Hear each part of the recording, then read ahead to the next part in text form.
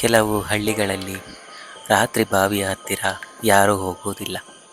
ಯಾಕೆ ಗೊತ್ತಾ? ನೀರಿಂದ ಬಂದು ಯಾರೋ ನಮ್ಮನ್ನು ಎಳೆಯುತ್ತಾರೆ ಎನ್ನುವ ನಂಬಿಕೆ. ಈ ಕಥೆಯು ಇಂಥದ್ದೇ ಒಂದು ಬಾವಿಯ ಕತೆ. ಇದು ನೈಜ ಘಟನೆಯಾಗಿದ್ದು, ಒಂದು ಹಳ್ಳಿಯಲ್ಲಿ ರೆವಿನ್ಯೂ ಆಫೀಸರಿಗೆ ಅನುಭವವಾದ ಭಯಾನಕ ಕತೆ. ಅದು ಮಧ್ಯ ಕರ್ನಾಟಕದ ಒಂದು ಚಿಕ್ಕ ಹಳ್ಳಿ.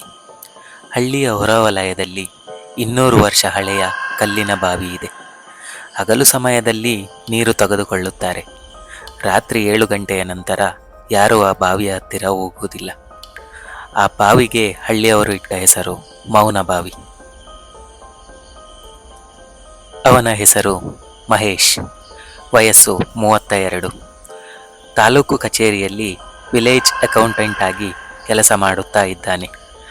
ರಾತ್ರಿ ಹೊತ್ತು ಹಳ್ಳಿ ಪರಿಶೀಲನೆ ಅವನ ಕೆಲಸ. ತುಂಬ ಧೈರ್ಯವಂತ. ಭೂತಪ್ರೇತಗಳ ಬಗ್ಗೆ ಅವನಿಗೆ ನಂಬಿಕೆ ಇರಲಿಲ್ಲ. ಅಂದು ರಾತ್ರಿ ಜೋರಾದ ಮಳೆ. ರಸ್ತೆ ಪೂರ್ತಿ ಕಡುಗತ್ತಲೆಯಿಂದ ತುಂಬಿತ್ತು. ಸಮಯ 11:20. ಮಹೇಶ್ ಬಾವಿಯ ಹತ್ತಿರದಿಂದ ಹೋಗುತ್ತಿದ್ದ. ಅಷ್ಟರಲ್ಲಿ ಬಾವಿಯ ನೀರಿನ ಒಳಗೆ ಗುಬುಗುಬು ಶಬ್ದ ಬರುತ್ತಿತ್ತು. ಆ ಸಮಯಕ್ಕೆ ಮಳೆ ನಿಂತಿತ್ತು. ಗಾಳಿಯೂ ಇರಲಿಲ್ಲ. ಆದರೆ ಬಾವಿಯ ನೀರು ಚಲಿಸುತ್ತಿತ್ತು. ಮಹೇಶ್ ತನ್ನ ಬಳಿ ಇದ್ದ ಟಾರ್ಚ್ ತೆಗೆದು ಬಾವಿಯ ಒಳಗೆ ಟಾರ್ಚ್ ಹಾಕಿದ.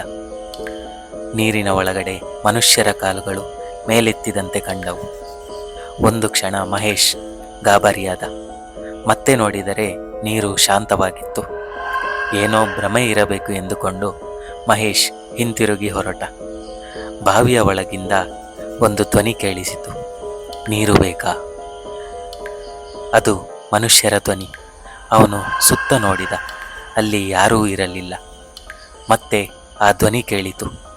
ಕೆಳಗೆ ಬಾ, ತುಂಬ ತಂಪು ಇದೆ ಇಲ್ಲಿ.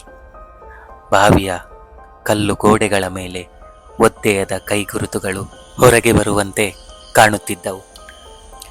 ಭಯದಿಂದ ಮಹೇಶ್ ಅಲ್ಲಿಂದ ಓಡಲು ಪ್ರಾರಂಭಿಸಿದ.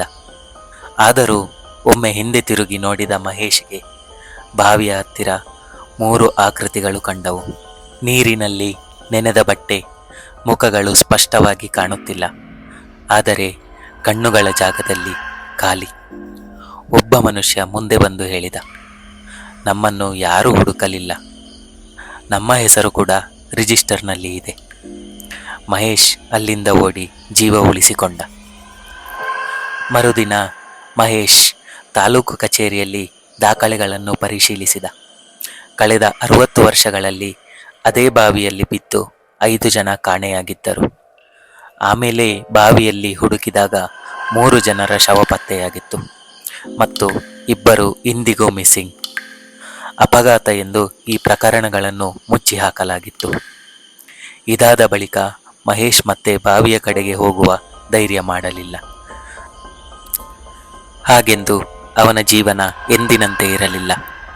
ಅವತ್ತು ರಾತ್ರಿ ಅವನು ವಾಸವಾಗಿದ್ದ ಮನೆಯ ಹೊರಗಡೆ ಸುಮಾರು 12 ಗಂಟೆಗೆ ಒದ್ದೆಯಾದ ಕಾಲಿನ ಗುರುತುಗಳು, ಬಾವಿಯ ಮಣ್ಣಿನ ವಾಸನೆ, ಬಾಗಿಲ ಬಳಿ ನೀರಿನ ಹನಿಗಳು ಕಂಡುಬಂದವು. ಜೊತೆಗೆ ನೆಲದ ಮೇಲೆ ಒಂದು ಸಾಲು ಬರೆದಿತ್ತು, ಇಲ್ಲಿಯೇ ಬಿಟ್ಟು ಬಿಡಬೇಡ. ಇದನ್ನು ಓದಿದ ಮಹೇಶ್ ಗಾಬರಿಗೆ ಒಳಗಾಗಿದ್ದ. 3 ತಿಂಗಳ ನಂತರ ಹಳ್ಳಿಯಲ್ಲಿ ಆ ಬಾವಿಯನ್ನು ಮುಚ್ಚಲಾಯಿತು.